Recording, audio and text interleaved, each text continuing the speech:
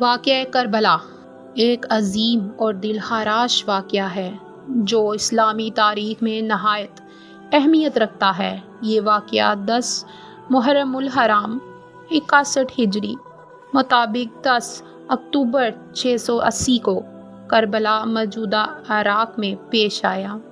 اس واقعے کا مرکزی کردار حضرت امام حسین بن علی نواسۂ رسول صلی اللہ علیہ وآلہ وسلم ہیں، جنہوں نے ظلم و جبر کے خلاف عظیم قربانی پیش کی۔ واقعہ کربلا کی تفصیل کچھ یوں بیان کی گئی ہے۔ حضرت معاویہ کے انتقال کے بعد ان کے بیٹے یزید نے خلافت کا دعویٰ کیا۔ یزید کی شخصیت، کردار اور طرز حکومت پر بہت سارے صحابہ اکرام اور تابعین کو اعتراض تھا۔ حضرت امام حسین نے یزید کی بیعت کرنے سے انکار کر دیا کیونکہ وہ اسے خلافت کے اہل نہیں سمجھتے تھے۔ امام حسین کا مکہ سے کوفہ کا سفر۔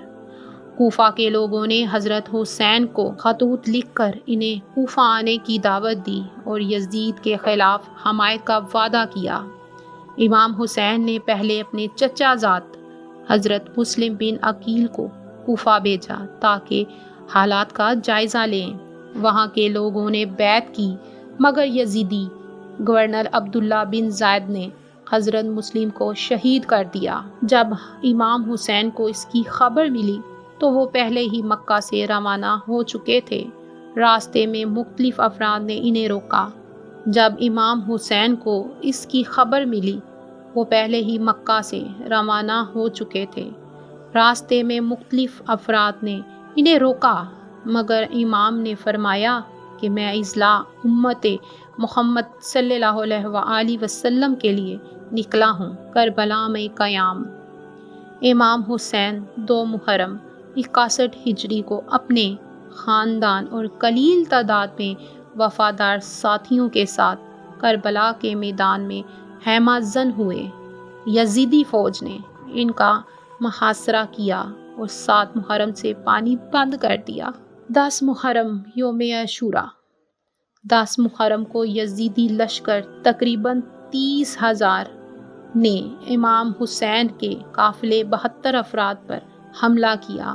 اس دن امام حسین کے بیشتر ساتھی اور اہل بیت شہید کر دیے گئے۔